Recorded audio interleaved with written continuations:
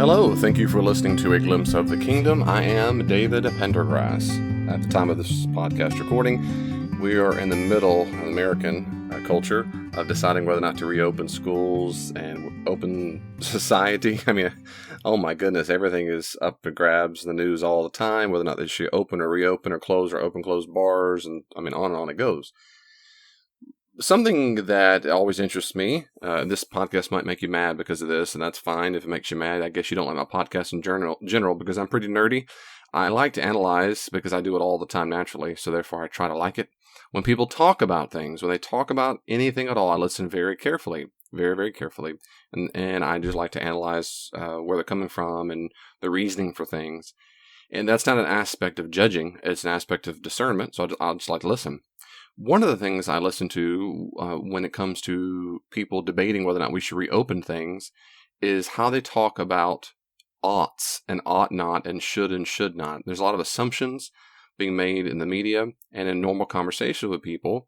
And you can listen, if you listen carefully, it demonstrates a whole lot about ethics. And since most people in my experience have no basic understanding of introduction to ethics and how ethics works, they don't realize what they're saying. Well, it's false. It's gibberish. They just don't know it. And so what I thought in this podcast, just very briefly, is explore some of the options I'm talking about and what some of the things that come up, and maybe explore some of the options of what to do when we discuss any kind of issue when it comes to ethics, an ethical issue. And of course, whether or not one ought to reopen restaurants or whether or not we ought to have students go back to school, when you use the word ought and ought not, you bring up an ethical issue. Just the other day, my wife was talking to some people. This is fairly common. I mean, it's just very common. They were talking about different things about whether or not they should tear down statues, and people ought to do this, or that's good or bad to do that, whether ought to be rioting, or on and on it went. And some of them were saying they're in the fence. They understand people's frustration. They understand these things, but when it comes to the virus and so forth, the school, that's different. That's just science. That's just science. And they said it just like, that's just science. And people say that very often. That's just science. They move on with life.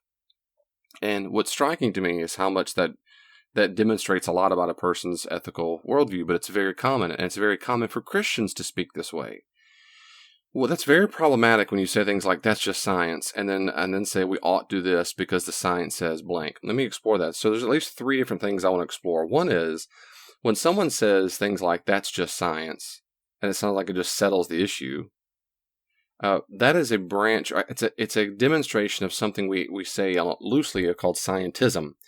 Scientism is a kind of a version of an old philosophical, a legit, formal, logical system called logical positivism. Back in the 1920s, started in Vienna, and it morphed into different things. But in general, at kind of the root of all logical positivism is something called the verification principle. That is to say, something cannot be verified to be meaningful if there's not empirical, i.e. scientific evidence.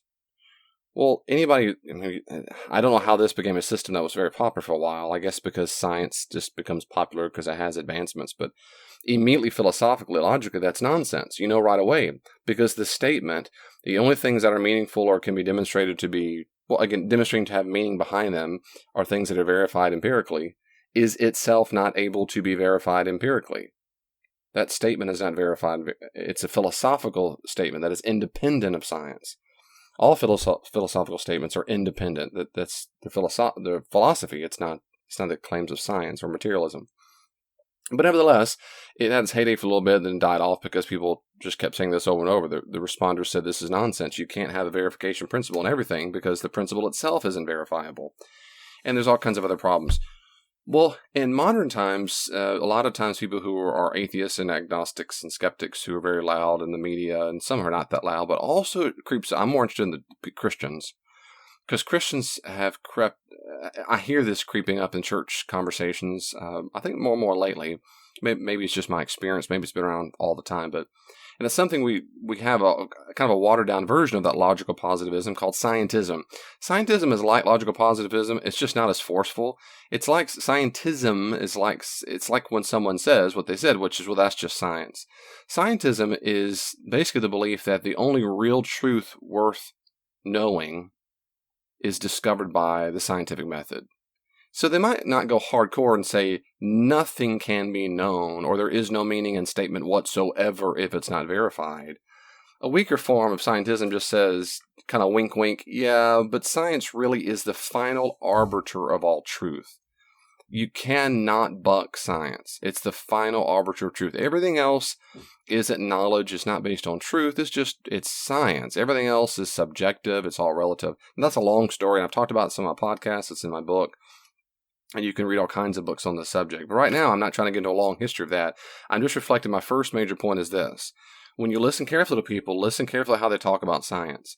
So when you hear people say things like that, well, that's just science, and it's full stop, and the conversation's got to change. Everybody go, oh, that's true, yep, and they start nodding. That is blatant, demonstrable scientism. The belief that if there's a scientific conclusion, it settles everything.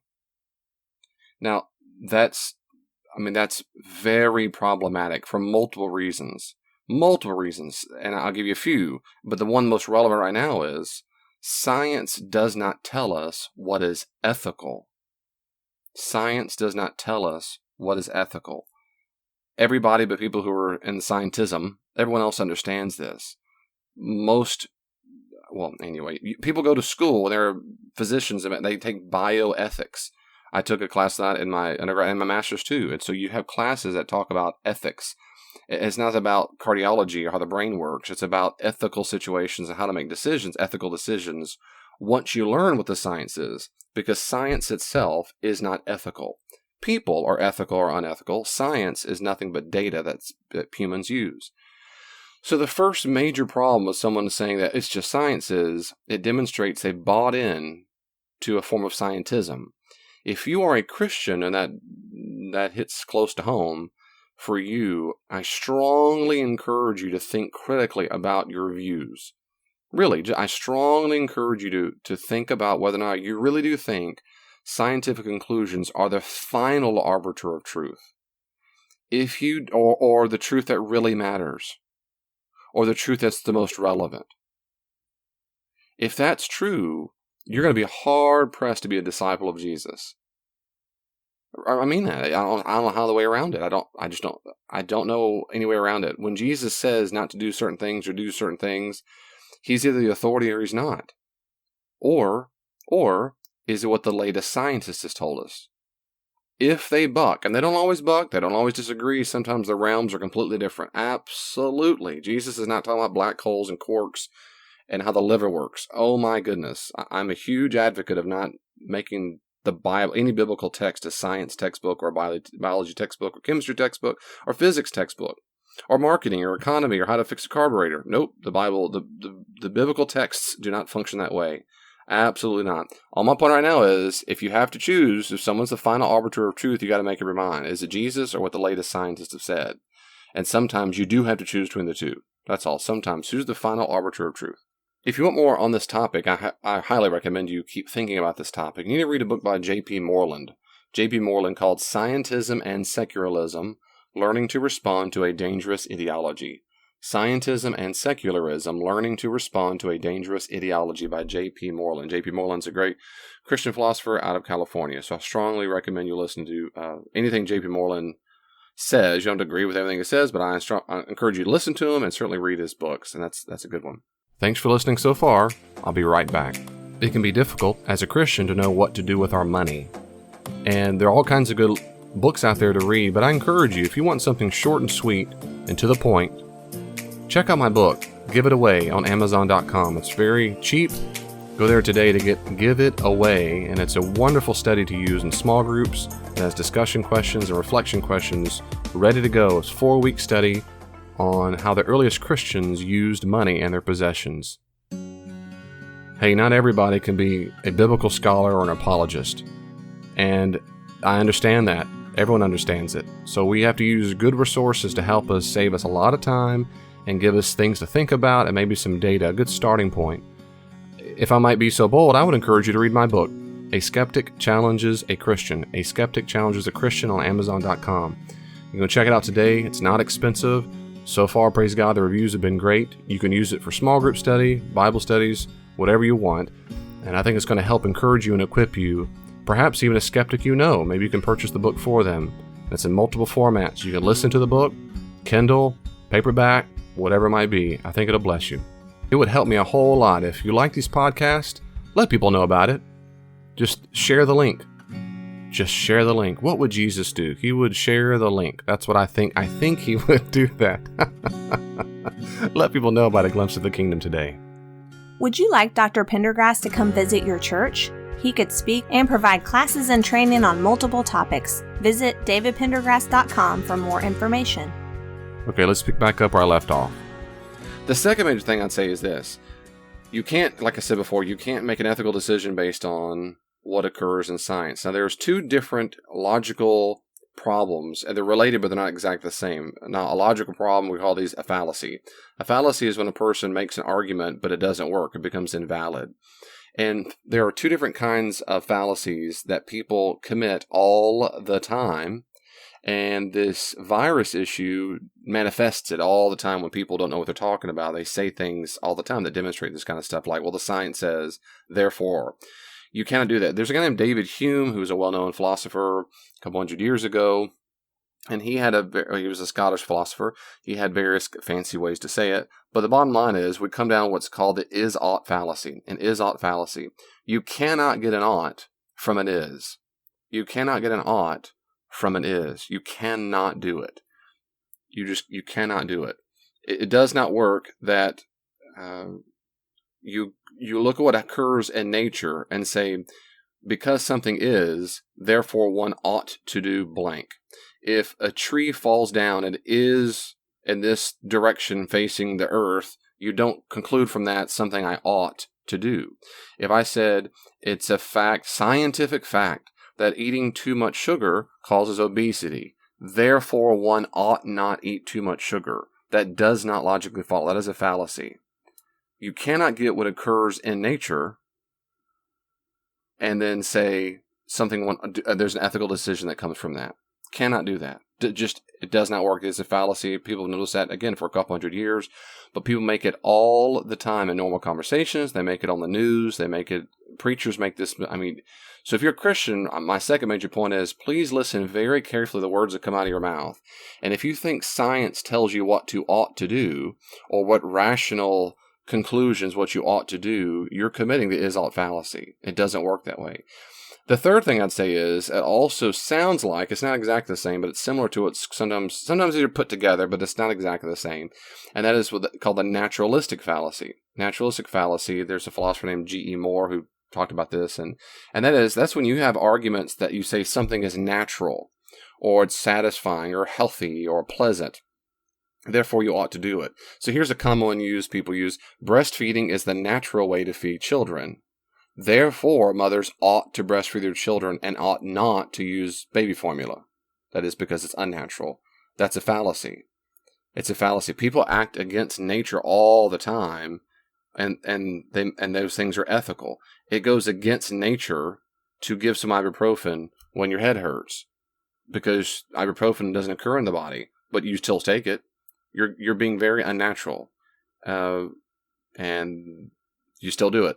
It's just a fallacy. So the is-ought fallacy, the natural fallacy also is a fallacy, and that's my third major point is when you hear people talk about the virus and issue, but pay close attention when they talk about these kinds of things, and you realize these come up all the time.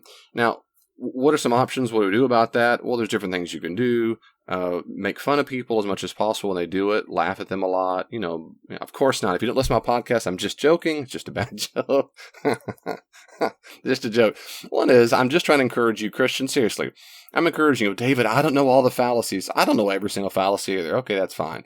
But now you know this one, right? Or these two, and you can listen to, or maybe the first one wasn't a fallacy, but it's a very common problem. Well, I encourage you to just be self-reflective for a second. Do you think that way? Do you think because something's in nature, therefore I ought not or I ought to? If that's the case, you're committing just old school basic textbook fallacies that do not follow at all. So I'm encouraging you to think critically on your own thoughts and your beliefs. So don't do it yourself. Try not to do that. Don't be hypocritical and people ought not do that yourself. People ought not do it. Well, don't do it yourself. Get the speck out of your own eye, that kind of stuff. Really. The second thing is, when you hear someone discuss those things, it seems to me, depending on the nature of the relationship and so forth, I think it's always okay to say, now when you say you repeat back to them, when you say that science decides blank, therefore we ought to, help me understand there's an assumption you're making there that I don't follow yet. So what am I missing? What am I missing? They say, well, the science demonstrates people die. Well, therefore we ought not. Or people can get sick. Therefore we ought not. Well, the science doesn't tell me what I ought to do or ought not to do. Your moral values do, but not the science. Now, the reason why this matters is, I'm serious. It's not just because you're trying to be nerdy. That's pretty cool sometimes. It's not because you're just trying to be argumentative, because Christians ought not be argumentative. And how do I know they ought not be? That's my point I'm making right now is because where you really see people disagree, sometimes it's on the scientific conclusions. Yep. Sometimes people disagree on the scientific conclusions. Yes. However, what most people in my experience disagree with, mostly the most, is the moral conclusions to draw from that. That's it. So that the moral conclusions to draw from it. And so the values you use to make those conclusions, rather. So when a person says, I think you ought to do this, and a Christian says, no, I think you ought to do this, you might disagree. Well, of course you do. I hope you do at times, because the Christians have sometimes different moral values than a pagan. I think pagans or non-Christians can apprehend moral values, but they are not always the same thing as what a Christian might say. They're not. So, for example, a pagan might say, as soon as you're unhappy in your marriage, you ought to go get divorced, because what you ought to do is chase your own happiness. Because fulfilling your own happiness is a moral value good that trumps almost anything. Or self-expression is what you ought to do. So leave behind all the people who tell you otherwise, and you ought to get all these tattoos, color your hair, and cut off your breast and call yourself a boy, whatever it is. But when you ought to be able to self-express whenever you want to. In a Christian worldview, those are not oughts. Those are not moral values. Not at all. And there has to be times as Christians we simply disagree. That where they're going to say, yes, I ought to, and we say, no, you ought not to. I mean, we just disagree on the moral values. And they're going to say, well, the science says. The science doesn't tell me what I ought to do. Your moral value, you are appealing to a moral value, and you think your moral value trumps my moral value, and you're mad at me for not doing it, and then maybe vice versa. But right now, my point is just trying to make sure we're clear on why this matters. What matters is Christians have moral values, and we ought to hold to them. Well, David, we're not always clear what the moral values are. That's right. Well, at minimum, we start with Jesus, and we go from there. Now, this podcast isn't about moral values and what to do with them and so forth. I did have if you go on my YouTube channel, I've got I think it's a 3 or 4 part series on morality, and it covers a lot of things. So I'm not doing that in this podcast. Right now, I'm just trying to draw attention.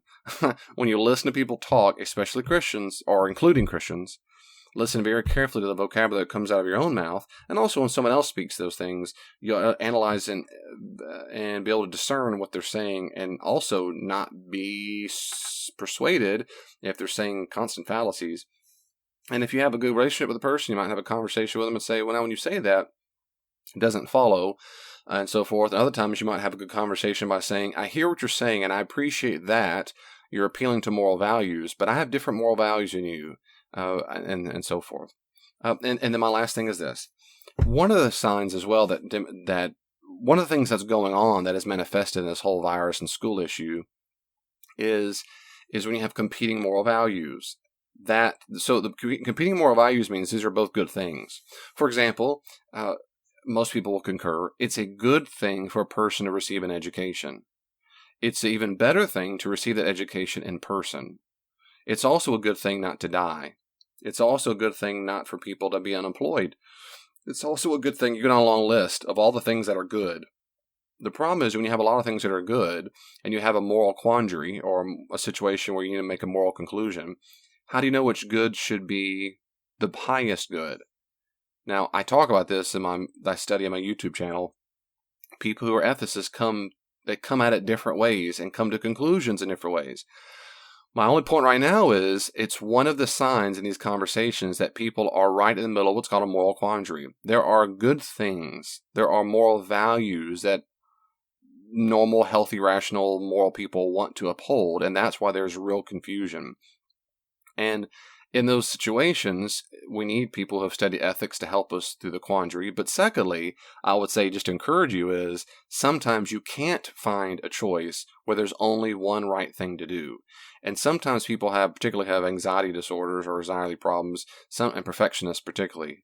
You might find yourself in constant anxiety because the government or Trump or your favorite Democrat or comedian or whoever it is, or your actor and actress, whoever it is you look up to for your moral guidance, if they're not telling you what to do, or they're telling you but they all disagree and the news just disagrees and no one's going to decide, that might be very, very difficult for you because you want a right answer and there must be some other wrong answers. Now, some people already see it that way.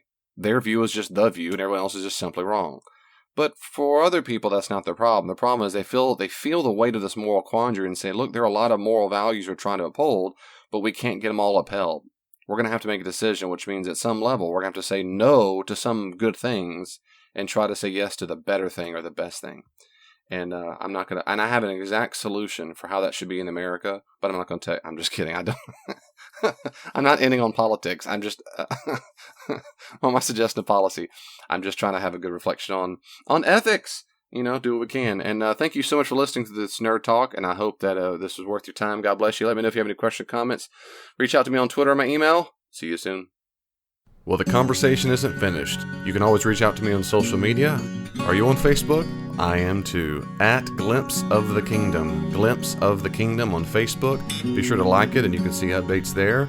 Also, if you're on Twitter, check me out at Dr. D. Pendergrass, at Dr. D. Pendergrass, or at Glimpse the King, at Glimpse the King. And I try my best to respond to comments and questions on there as quickly as I can. If you want more, there are many more resources on the podcast and my blog. Go to my website, davidpendergrass.com, davidpendergrass.com, and you can see a full list of the podcast, and my blog is available for free. Are you active in a church right now? I'd be happy to come out to your church and do all kinds of classes and workshops there. Check out davidpendergrass.com, davidpendergrass.com for more information. And may God in His great grace give you even just a glimpse of His kingdom this week. See you next time.